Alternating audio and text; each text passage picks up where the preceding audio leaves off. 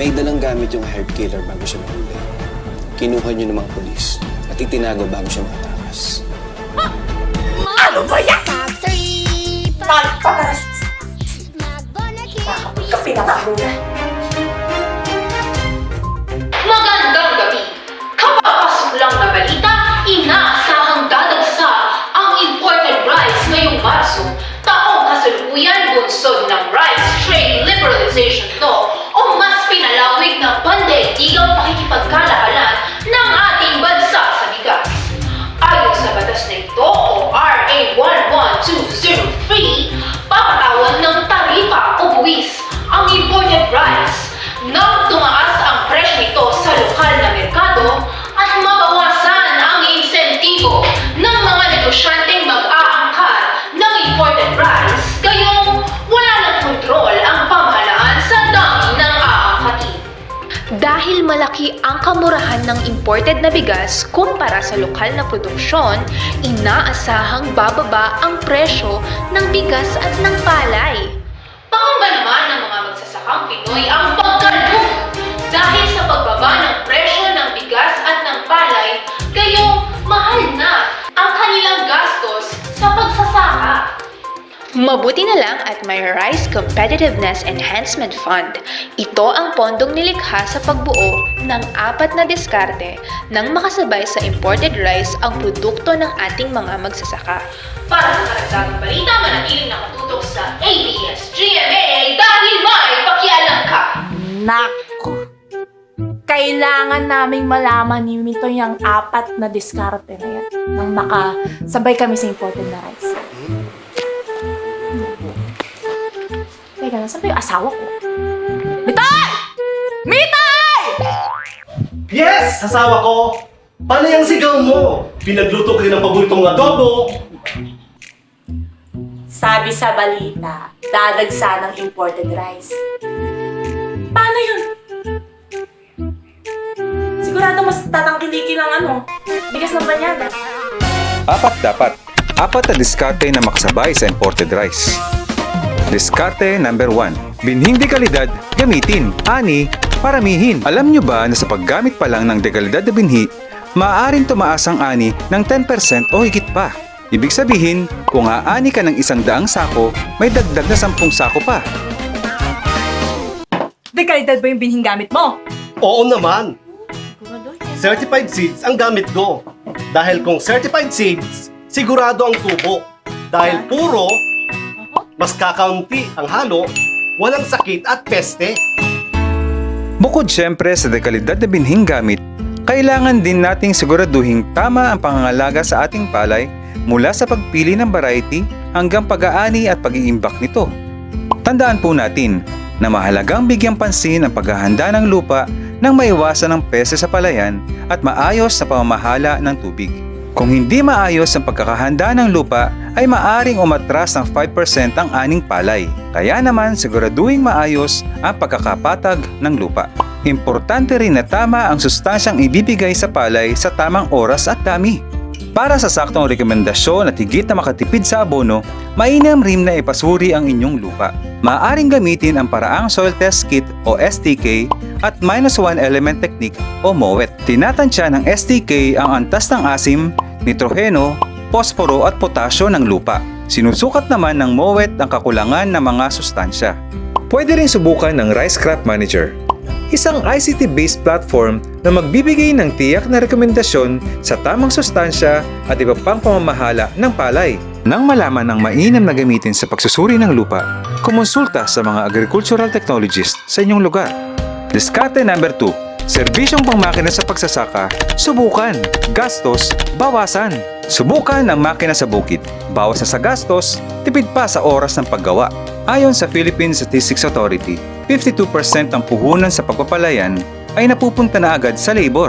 Sa paggamit ng mechanical transplanter, halos 1,000 piso kada hektarya ang matitipid. Sa paggamit ng combine harvester, higit 4,000 piso kada hektarya ang matitipid. Sa mechanical dryer naman, mas mabilis ang pagpapatuyo ng palay. Aabot lamang ng 10 oras kada 100 sako. Mas mabilis kumpara kapag binilad sa araw. Pantay pa ang pagkatuyo ng mga butil. Diskarte number 3. Dagdag puhunan. Maaaring mag-loan ng hindi masakit sa bulsa. Diskarte number 4. Kumuha ng training scholarships at iba pa. Pangtaas ang taas ng husay at kaalaman. Sa pamamagitan ng pagsali sa mga training scholarship, tiyak na mabibigyan ng kaukulang pagsasanay ang mga magsasaka ukol sa napapanahong teknolohiya ng ani at kita ay tumaas. Huwag mag-alala, isa isip, isa puso, ang 4 na diskarte upang masabay sa imported rice, mga kapamilya. Yakapin natin ang Rice Competitiveness Enhancement Fund nang tayong mga magsasaka ay umani ng mataas sa kontroladong gastos sa bukid. Dapat 4 na diskarte na makasabay sa imported rice. Diskarte number 1. Binhing dekalidad, gamitin. Ani, paramihin. Diskarte number 2. Serbisyong pangmakina sa pagsasaka, subukan. Gastos, bawasan. Diskarte number 3. Dagdag puhunan. Maaaring mag-loan ng hindi masakit sa bulsa. Diskarte number 4. Kumuha ng training scholarships at iba pa. Pangtaas ang taas ng husay at kaalaman. Sa Pilipinas, umaabot ng 12 pesos kada kilo ang gastusin sa pagsasaka ng palay. Pero kung mababawasan ito ng 30% at maging 8 pesos kada kilo na lang ang gastos sa 6 na toneladang ani kada hektarya, may laban tayo sa imported na bigas.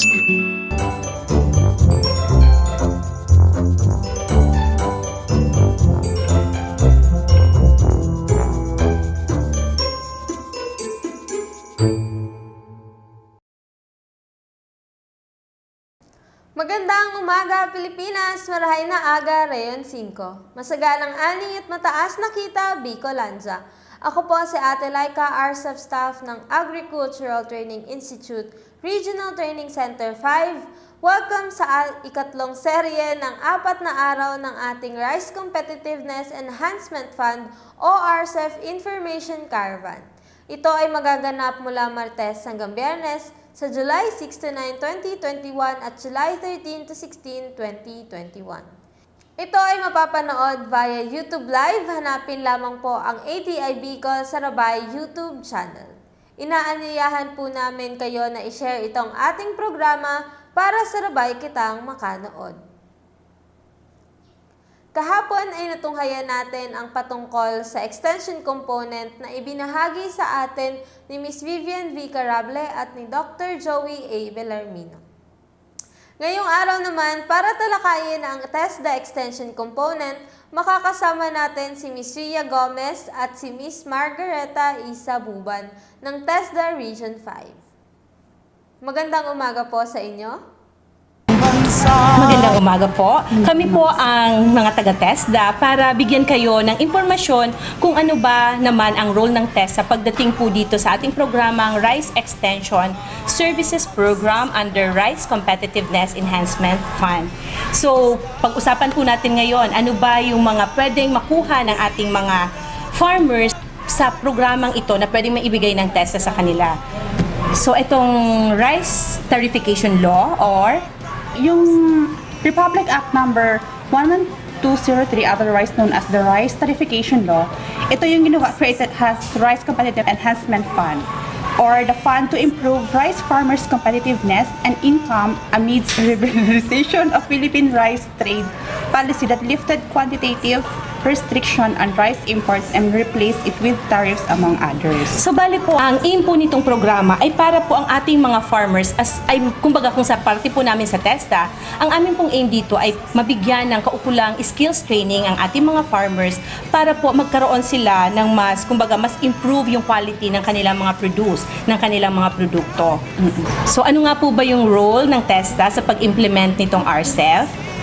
Under the law, yung TESDA po will annually receive 700 million. Under the 1 billion, may 10% po ang TESDA, which is 700 million for 6 years, which will be used for teaching skills on rice crop production, modern rice farming techniques, seed production, farm mechanization, and knowledge or technology transfer through farm school nationwide. So basically po, ang mga schools po natin within Bicol region na may mga ino-offer pong iba't ibang agri-related qualifications or yung mga qualifications na pasok po dito sa RCEF, ang mga interesado po mag-undergo ng training, they will be provided with training for free under our scholarship program.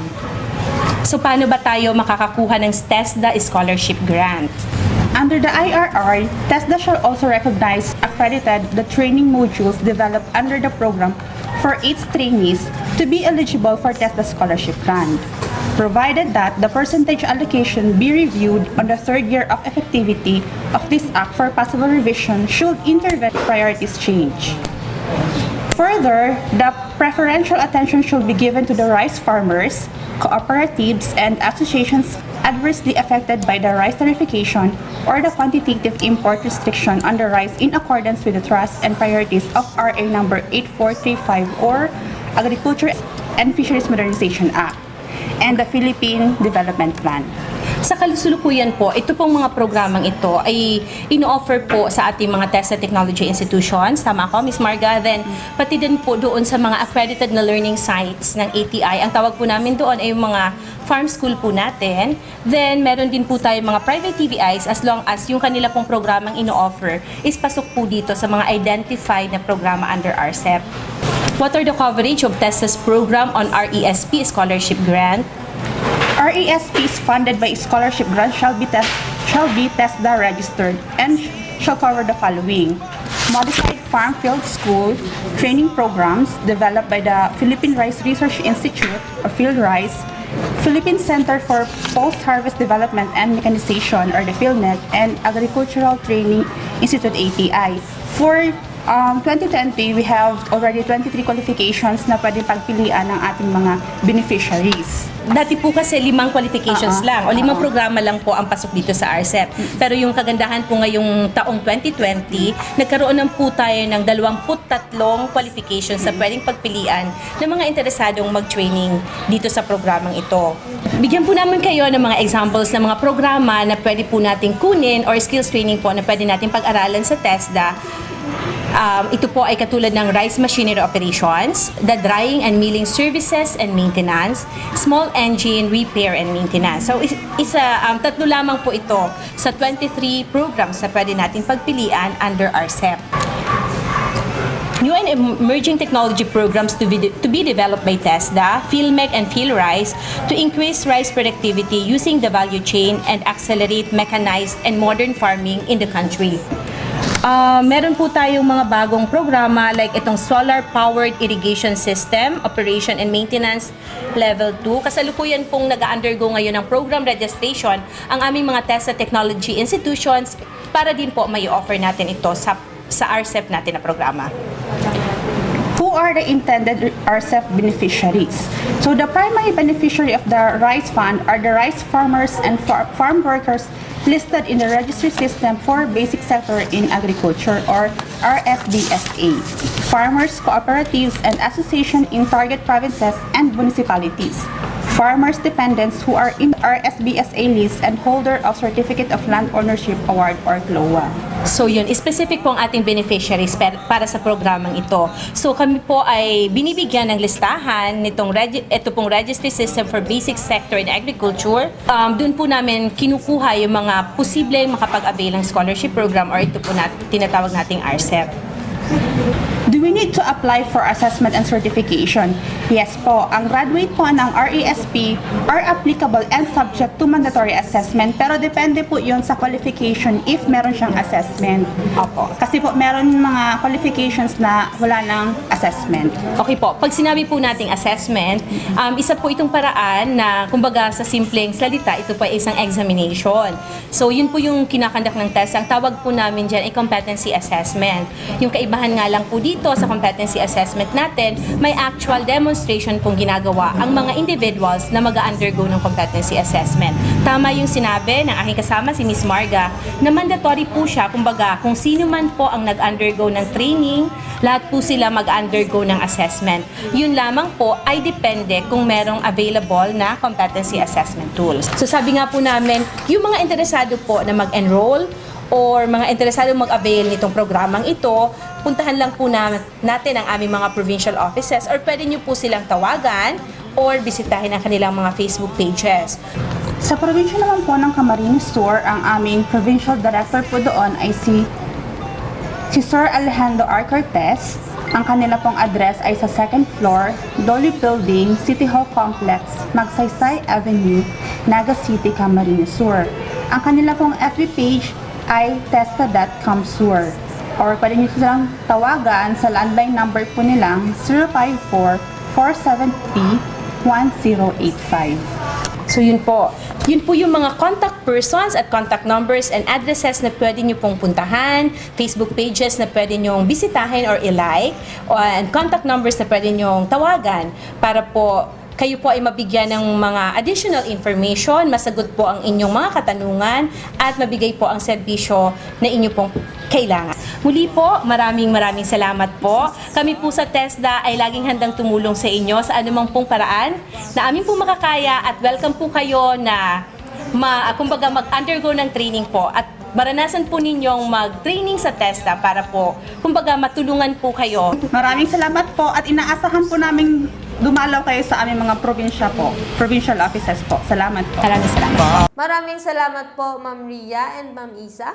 Ngayon naman, para talakayin ang RSBSA or Registry System for Basic Sectors in Agriculture, makakasama natin si Miss Irene Bibro ng DARFO 5. Magandang umaga po, Miss Irene. Diyos Maraynal daw po sa Tuyaga, boss.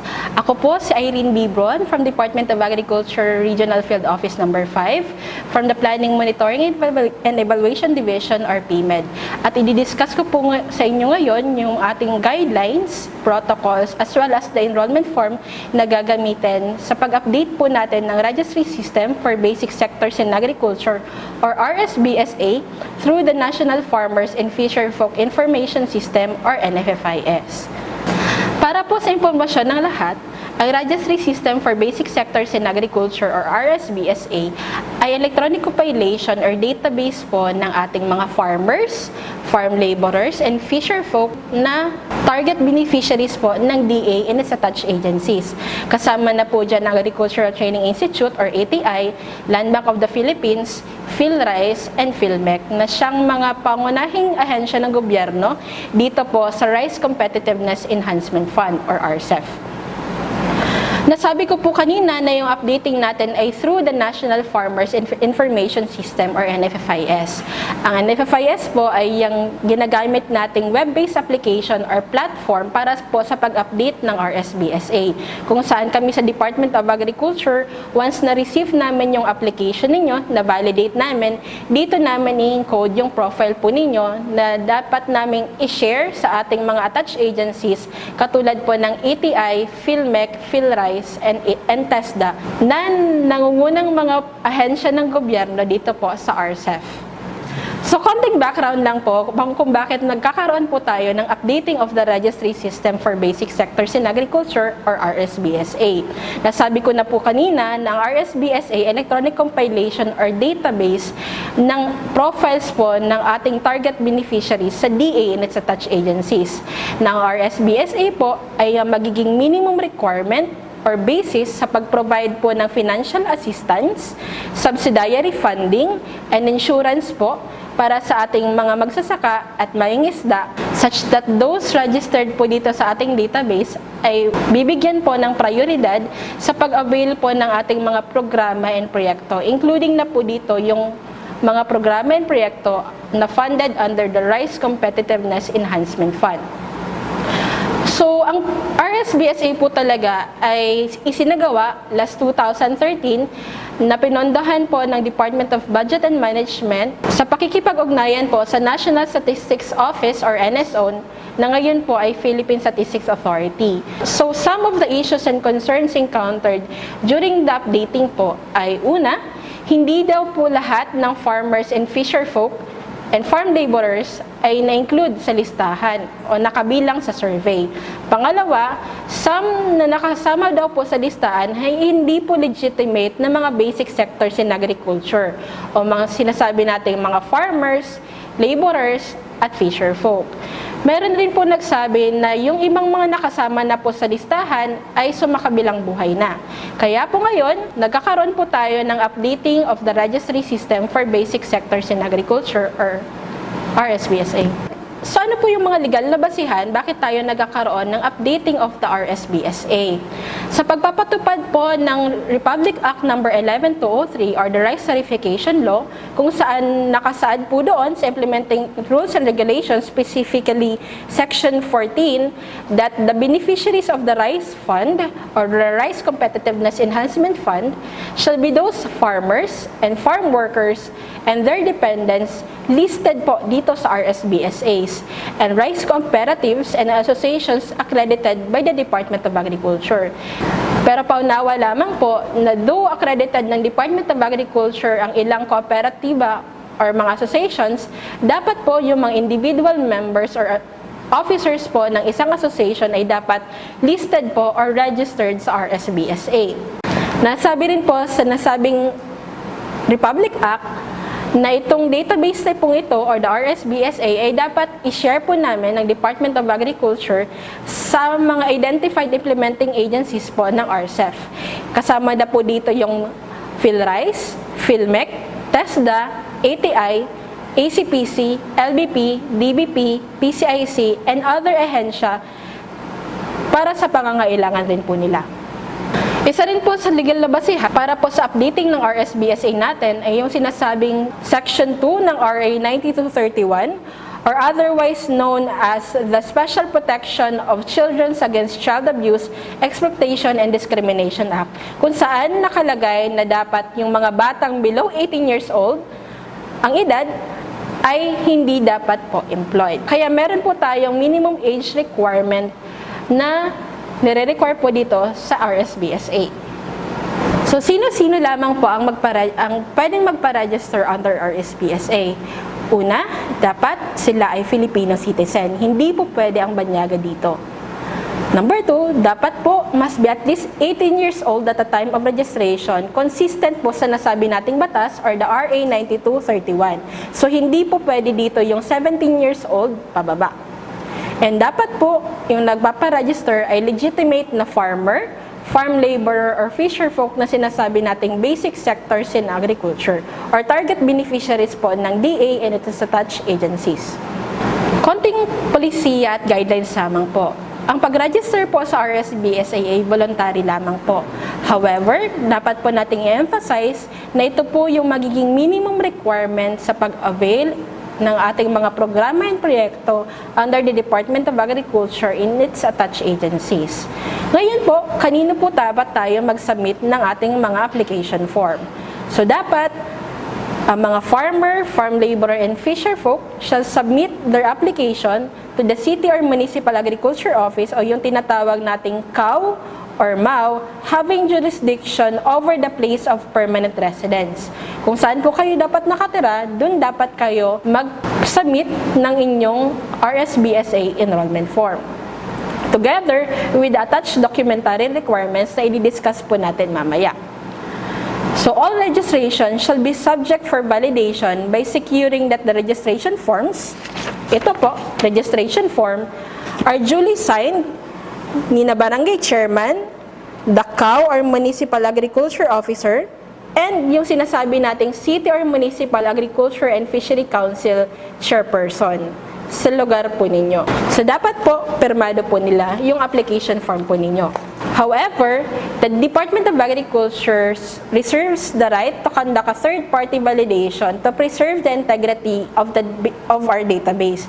Ito pong database na po natin, nasabi ko na kanina, na yun naging magiging basihan natin sa pag-implement ng ating mga programa and proyekto. Now, to preserve the integrity of database, magkakaroon po ang DA or DA has the right to have a third-party validation to remain the integrity of our database. So, konting polisiya lamang po ulit that the City or Municipal Agriculture Officer shall not deny for registration to any individual who meets the minimum eligibility requirement specified in Section 14.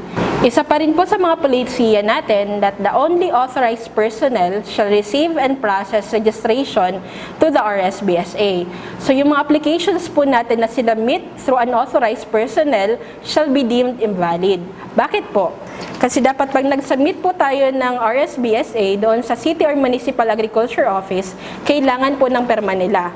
Other than sa perma po nila, sila po ang naglalagay po dito ng control number, such that one farmer represents one reference control number. So, dapat po, isubmit lang po natin ang application sa mga City or Municipal Agriculture Office na sila man po ang nagpo-forward ng application sa Provincial Agriculture Office or PAO, or sinasabi nating Office of the Provincial Agriculturist or OPAG. Paunawa lamang po na dapat walang fees na dapat i-collect during that registration. Ang RSBSA updating po natin, ang form na ginagamit ay libre lamang po. So, paano po mag-register sa RSBSA? Nasabi ko na po kanina na dapat po mag-fill out po tayo nito. Daan at kita RSBSA enrollment form. So, paano po tayo mag-register dito sa RSBSA? Nasabi ko po kanina na dapat po mag-fill out po tayo nito. Daan at kita RSBSA enrollment form. Sa form po ito, kailangan po ninyong ilagay ang una, personal information po ninyo, ang inyong pangalan, address, civil status po, ang inyong religion, at kung kayo po ay head ng household. Nangangailangan rin po kami dito ng impormasyon tungkol sa highest formal education na natin po ninyo, kung kayo po ba ay PWD, FARPIS beneficiary, member po ng indigenous group, or member po kayo ng Farmers Association or cooperative. Kayo po ba ay head ng household? At kung ilan po kayo sa inyong household. Pangalawa po, sa farm profile. Dito po kailangan po natin ng profile ng sinasakan yung lupa or kung ano yung profile po ninyo as basic sector in agriculture. Kung kayo po ba ay farmer, or farm laborer, o kaya ay fisher folk. Kung kayo po ay farmer, kailangan po ninyo i-specify po dito sa form kung ano po yung crops or commodity na kinocultivate po ninyo, or poultry or livestock animal na inalagaan po natin. Kailangan po natin i-specify kasi nasabi ko po kanina, gagamitin po ito ng Department of Agriculture including its banner programs. Kung farm worker or laborer, kailangan po natin i-specify kung ano yung ginagawa po ninyo as farm laborer or as farm laborer. Kung kayo po ba ay involved sa pag-prepare ng land, sa planting o transplanting, cultivation, o sa pag-ani. Kung kayo naman po ay fisher folk, kailangan po natin i-specify ang type of fishing activity na ginagawa po ninyo. Kung kayo po ay involved sa fish capture, sa aquaculture, sa gleaning o halimbawa yung pagtatalaba, kung kayo po ay involved sa fish processing or pagpaproseso ng ating mga isda, at fish vending or pagtitinda ng mga isda. Dito po kailangan nating i-specify pa rin kung yung ano po ay yung gross annual income or kita po natin last year. Dito po naka-specify kung ilan for farming and non-farming activities po natin. Sa likod po ng form, ito po yung pinaka-importante, especially kung dito po sa farm profile ay nag-check po kayo kung kayo ay farmer. Dito po sa likod, tinatanong po kung ilan po yung parsela ng lupa na dapat i-cultivate natin, na dapat i-profile na rin po natin dito. Dito po, tinatanong rin po kung kayo ay Agrarian Reform Beneficiary or ARB member. Kindly check na lang po yes or no kung hindi. Dito po sa farmland description, kailangan natin pong i-specify kung saan po nakalocate yung ating parsela ng lupa, ilan po yung area po noon, at kung kayo po ba ay registered owner, tenant, lessee, others such as tagapagmana. Kung kayo po ay tenant, lessee, or tagapagmana, kailangan nyo pong i-specify kung sino ang may-ari ng lupa na yung kinocultivate. Meron din po ditong mga columns na tinatanong po namin kung ano yung crop or commodity or poultry and livestock animals na inyong inaalagaan for that specific farm parcel. Halimbawa po, kung kinukultivate po ay tinatanim po ninyo doon ay rice, kung high value crops such as talong, ampalaya, or halimbawa nag-aalaga po kayo ng baboy, dapat po specify po dito sa form under the crop or commodity column. Dito to po, tinatanong rin kung ilang hektarya ng particular na crop or commodity ang kinasasaka ninyo or kaya ilang heads ng poultry or livestock animal na inaalagaan po ninyo. Further, tinatanong rin po namin dito kung anong type ng farm na kinukultivate po ninyo. Such as, iyon po ba ay irrigated, o kaya rain-fed upland, o kaya ay rain-fed lowland. Kung kayo, tinatanong rin po namin dito kung kayo po ay nagpa-practice ng organic agriculture sa iyong lupang sinasaka. Once ma-fill out po yung farmland description dito, kung kayo ay magsasaka, dapat po mag-attach po tayo ng mga suggested ownership document na nakaspecify po dito sa form. Some of the suggested ownership documents na kailangan nating i-attach ay unang-una, Certificate of Land Transfer or CLT, Emancipation Patent, Individual Certificate of Land Ownership Award o sinasabi nating CLOA, Collective CLOA, Co-ownership CLOA, Agricultural Sales Patent, Homestead Patent, Free Patent, Certificate of Title o yung sinasabi nating regular na titulo, Certification of Ancestral Domain, Certification of Ancestral Land Title, Tax Declaration, and Field Appraisal Survey. Itong mga sinasabi kong suggested ownership documents ay kailangan po nating attach dito sa form na finilapan po natin. Ngayon po, kung ang sinasabing mga ownership documents ay hindi po nakapangalan po sa inyo, kailangan niyo po mag-attach ng barangay certification galing po sa barangay chairman kung saan located ang inyong lupa.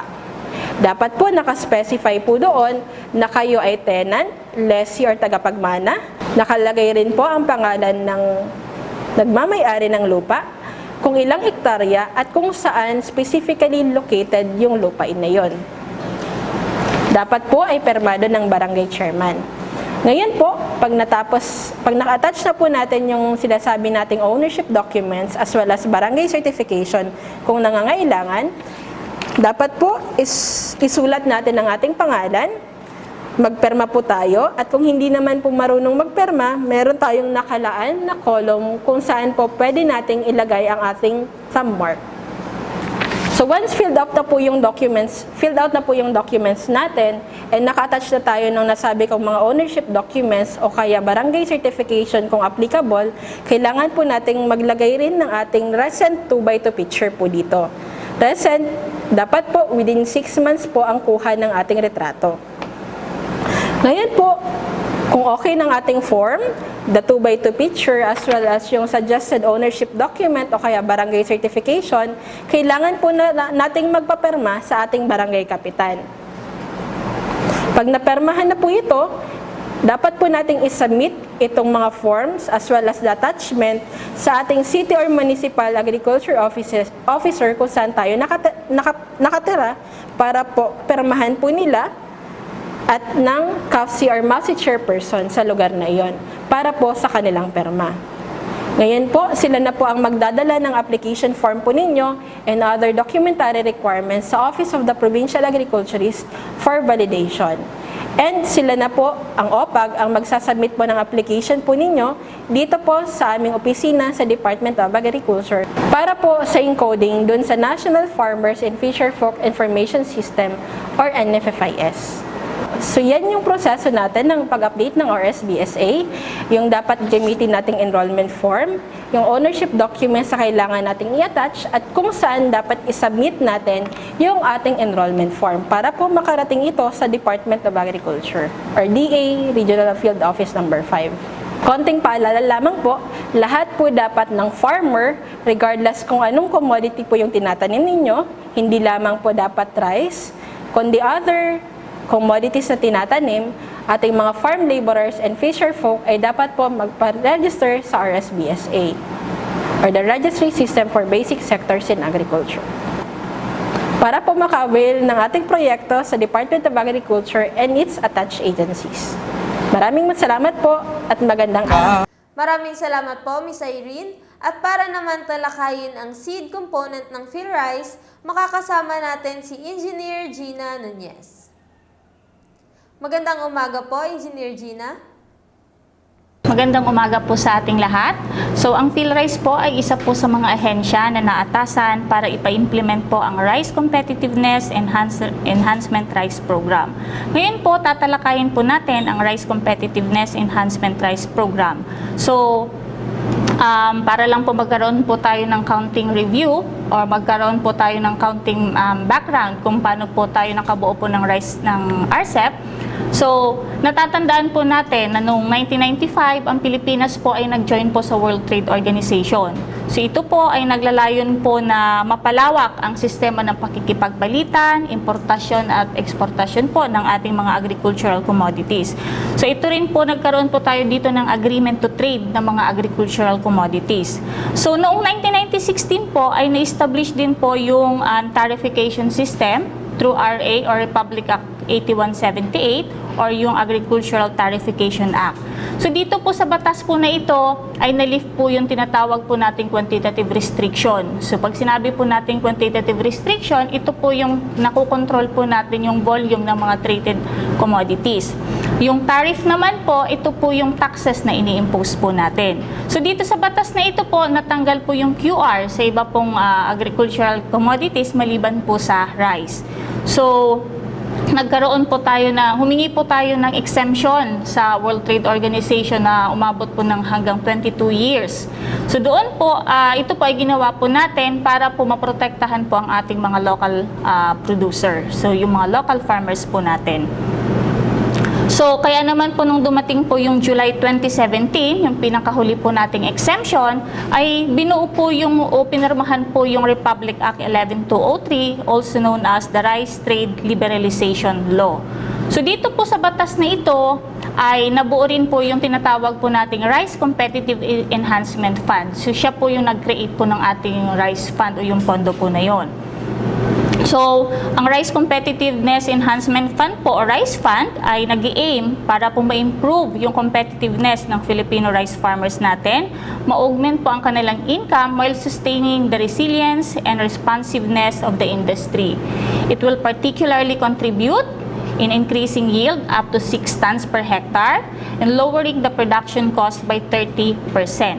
So, the Rice Fund established the Rice Competitiveness Enhancement Program para po ma-complement at ma-supplement ang existing Department of Agriculture National Rice Program. So, yung hindi po makikater po ng RCEF, nandito naman po ang NRP po natin para po tulungan po ang ating mga magsasaka. So, nag-allocate po sa atin ng 10 billion for the next 6 years. So, ito pong 10 billion po na to ay hinati-hati po ng iba-iba pong ahensya. So, para po sa rice farm machineries and equipments, rice seed development, propagation, and promotion, mayroon din pong expanded credit assistance at rice extension. So, yung 10 billion po, 5 billion po doon ay papa-implement po ng PhilMec sa pangunguna po ng PhilMec. 3 billion naman po sa PhilRice, 1 billion po ay paghahatian po ng DBP at ng Land Bank para po sa credit assistance, at yung 1 billion naman po ay paghahati-hatian po ng TESDA, PhilRice, PhilMec at saka ATI. So si PhilRice at saka po si PhilMec, sila po yung magtitrain po ng ating mga specialist na kung saan po sila naman po yung tutulong sa ATI at TESDA para po i-train po ang ating mga magsasaka. So sa batas po, under Section 13.b, nakalagay po doon ang Philippine Rice Research Institute shall use 30% of the fund to implement the development, propagation, and promotion of inbred rice seeds to rice farmers and organization of farmers into seed growers, association, cooperative, engaged in seed production and trade. So yun po ang kabuuan ng ating pondo. So ano po ba yung purpose po o ano po ba yung pinaka-goal po ng RCEF Seed Program? So ito po ay para po matulungan natin na ma-improve yung competitiveness and income of rice farmers para ma-increase ang kanilang yield at saka po ang kanilang productivity. So, pagkatapos po ng program, titingnan po sa atin dito ay yung income ng ating mga magsasaka. So, ang general objective po natin ay ma-increase yung adoption of certified rice seeds and its corresponding integrated crop management. May tatlo din po tayo na specific na objective. Una po, mapataas o ma-increase po natin yung utilization of certified inbred rice seeds and ma-improve po natin yung quality, availability, at yung access po ng certified seeds natin. Then, syempre po, ma-increase po natin yung number of organized farmers engaged in seed production and trade. So, dito po sa RCEF seed program, mayroon po tayo dito na 4 na major projects. Una po, yung promoting and distributing the certified seeds of inbred rice varieties.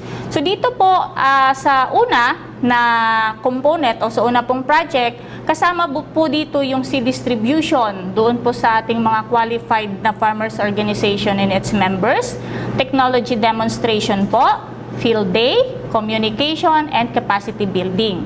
Susunod po is mobilizing and strengthening the local seed production. So dito po, more on sa propagation po ito ng higher classes po ng seeds. So kasama po dito yung nucleus, breeder seeds natin, foundation seeds, and registered seeds na kung saan po yung field rice po yung nagpo-produce at iba pong mga private iba pong sangay ng ating gobyerno. And syempre po yung certified seeds po na ang kapartner naman po natin dito ay yung mga local seed grower cooperatives and association. Next po is supporting variety development. Ito po yung mga R&D initiatives in developing a better rice varieties for future generation. So initially, focuses on the national cooperative tests and DNA printing. And lastly po, yung strengthening ng ating mga farmers organization. So dito po, ini-encourage po natin yung ating mga farmer na mag-form or mag-join po ng organization or farmer groups para po maka-engage po sila sa mga agro-enterprises and collective activities. So, gaano po ba kalawak yung scope po ng ating programa? So, sa buong Pilipinas po, mayroon pong 57 provinces po na may mataas na potential para po ma-improve ang competitiveness. So, dito po sa Region 5, dito po sa Bicol, mayroon po tayong 4 na probinsya na involved. Ang Albay, Camarines Sur, Masbate, at Sorsogon po. So, paano po sila napili or bakit sila po ang ating naging beneficiary? May mga criteria din po tayo na tinitingnan. So, una po yung area harvested nila, yung yield, yung production cost, and irrigated area. So, nag-start po tayo noong 2020 dry season hanggang magtatapos po tayo ng 2025 dry season. So ito pong proyekto po na to ay nakafocus po doon sa mga cities or municipalities na mayroon pong 100 hectares pataas po yung area po nila. Yung certified seeds, ito po yung gagamitin natin na kung saan po yung irrigated at mga rain-fed areas, yan po yung bibigyan po natin. Yung mga iba pong ecosystem na hindi po mabibigyan, nandito naman po ang ating NRP or National Rice Program para po suportahan po ang ating mga magsasaka po doon. Paano po natin may magiging eligible yung isa pong organization? So, para po maka-avail po kayo ng program or para po maging po kayong beneficiary, kailangan po yung organization nyo po ay accredited po ng Department of Agriculture or any accrediting government agency recognized by DA. And syempre po, with members whose rice farm can cover at least 20 hectare in total in 1 to 2 adjacent village in 1 city or municipalities. Para naman po sa mga farmer recipient, dapat po must be included in the DA updated register system for the basic sector in agriculture o yung RSBSA po natin. Dapat din po member po ng DA accredited farmers organization. So paano po maging eligible? So para po sa mga individual farmers, dapat po nakalista po kayo sa RSBSA. Pangalawa po, must be a member of the farmers organization. Kung wala po kayong organization, pwede po kayong mag-join sa existing na organization or pwede naman pong bumuo. And para naman po sa mga farmers organization, para po tayo maging accredited, isubmit lang po ang mga sumusunod. Una po yung letter of intent, valid certificate of registration, list of officers and members with the corresponding home and farm address, omnibus sworn statement, LGU or MAPC endorsement. So ito naman po mga requirements po na to ay may mga proforma na din po ito. So pwede po tayong humingi po sa ating mga munisipyo para po makakuha po ng mga form po na ito. So doon naman po sa mga farmers po natin na hindi po nakalista sa RSBSA, pwede po tayong mag-contact po sa MAUS office natin or sa Municipal Agricultural Office or City para po makalista sa RSBSA. Magdala lang po ng valid ID, proof of rice farming, katulad po ng copy of land title or lease agreement. Fill outan po natin or signan po natin yung RSBSA enrollment form. And kunin po natin yung stub kasi yung stub po na yun po yung gagamitin po natin para po tayo makaklaim din po ng ibang seeds or makaklaim po ng seeds at iba pong programa. So gaano po ba karami ang pwede pong makuha ng ating mga magsasaka? So para po doon sa mayroon pong kalahating ektarya pababa, pwede po tayong makakuha ng isang bag. Ang bawat isang bag po ay 20 kilo per hectare. More than 0.5 to 1, dalawa pong bag. More than 1 to 1.5, tatlong bag po, tatlong bags. More than 1.5 to 2, apat na bags. More than 2 to 2.5 po, 5 bags. At more than 2.5 po, 6 bags. So sa ngayon po, maximum of 6 bags po yung pwede po nating ma-receive. Kahit po apat na ektarya, ang ma-receive po natin ay 6 bags lang po muna. So for wet season 2020, maximum of 6 bags will be given to farmers. Siyempre po, depende po yan sa farm size din po. Okay, siyempre po, kung may itinanim po tayo, may yield target din po tayo. So, doon po sa may mga baseline area na irrigated ecosystem, pag below 4 tons per hectare po, ang yield target po natin for low yielding season is 4 tons per hectare. Ang yield target naman po natin for high yielding season is 5 tons per hectare. So doon naman po sa mga 4 tons per hectare and above na yung baseline nila, 5 tons per hectare naman po yung target natin doon sa low yielding season at 6 tons per hectare naman po yung target natin o yung yield target po natin para sa high yielding season. Para po sa rain-fed areas, below 4 tons per hectares, ang yield target po natin is 3.5. So farmers organization po can receive again in the next program cycle if they receive the yield target. So, paano po ang ating mga magsasaka makaka-avail po ng free seeds? So, farmers must meet the eligibility criteria, katulad po ng nasabi ko kanina. Magpalis po tayo sa RSBSA, magpa-accredit po tayo ng ating mga organization.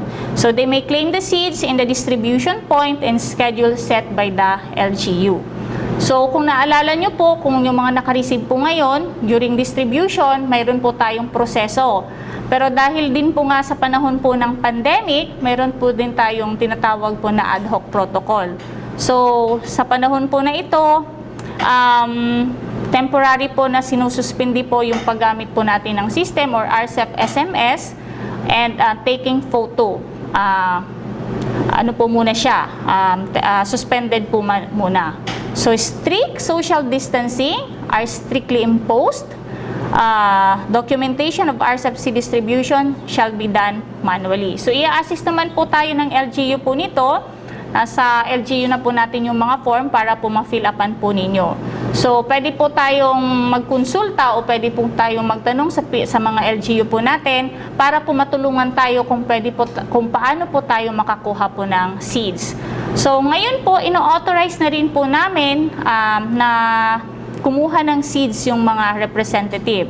So, authorized representative shall be allowed to claim seeds for a group of farmers provided he or she has signed authorization letter, filled up forms, and RSBSA staff of farmers, syempre po yung valid ID. So, padala na lang po ang mga kailangan para po makuha po natin yung seeds ninyo.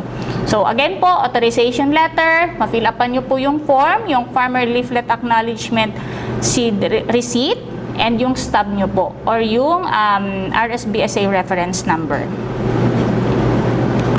So, paano po natin masusustain yung impact? So, ini-encourage po yung mga farmers organization to adopt the rollover system. So, yung tinatawag po nating mga seed capital build-up. And syempre po, ini-encourage din po natin sila na mag-engage po doon po sa mga collective activities, katulad po ng bulk ordering of inputs and group marketing. So, dito po, farmers organization with sustainable mechanism can be nominated to Rice Achiever Awards. So, ayun po, may makukuhang awards. Hindi ko lang po alam kung may cash. Okay, bukod po sa seed distribution, mayroon din po tayong techno demonstration na isi-set up po sa 4 na probinsya. So, isi-showcase po natin dito yung iba-ibang variety, ang 6 na variety, katulad po ng INSIC RC222, 216, 160, 402, RC10, and yung 440 po. So dito po sa technology demonstration, ang isi-showcase po natin dito is yung mechanization at iba pong teknolohiya para po mapababa po ang ating production cost. So, syempre po may mga criteria po tayo na susundin dito pag-select ng mga ating magiging farmer partner. So para po sa mga farmer partner, dapat po member po siya ng farmer organization. Siya po dapat yung nagko-cultivate with at least 1 hectare of rice farm. Must be willing to provide counterpart, katulad po ng labor, and must have undergone farmer field day, farmer field school, or any production training.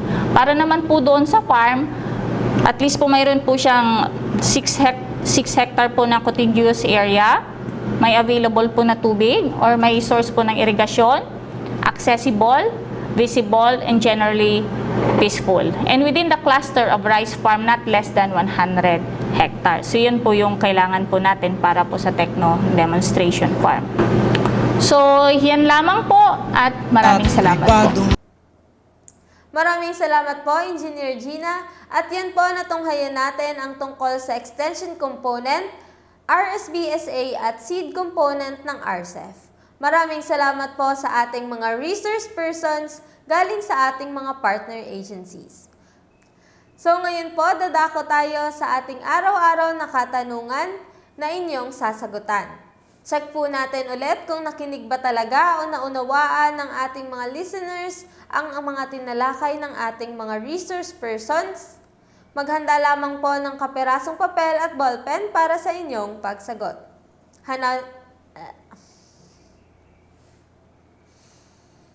Handa na ba ang lahat? Una pong katanungan. Ito ang ahensya kung saan tungkulin nito ang pagpapalaganap o pamamahagi ng inbred rice seeds. Pangalawa po, magbigay ng 2 requirements upang makarehistro sa RSBSA. Ulitin ko po, ito ang ahensya kung saan tungkulin nito ang pagpapalaganap o pamamahagi ng mga inbred rice seeds. Pangalawa po, magbigay ng 2 requirements upang makarehistro sa RSBSA. Bali, ang mga sagot po ninyo sa araw-araw na katanungan ay inyong ipapasa sa inyong mga respective agriculture office. At abangan naman natin bukas ang tungkol sa mechanization component ng PhilMec at credit component ng Development Bank of the Philippines. Muli, ako po si Ate Laika at maraming salamat sa inyong pagsubaybay ngayong araw. Magandang umaga!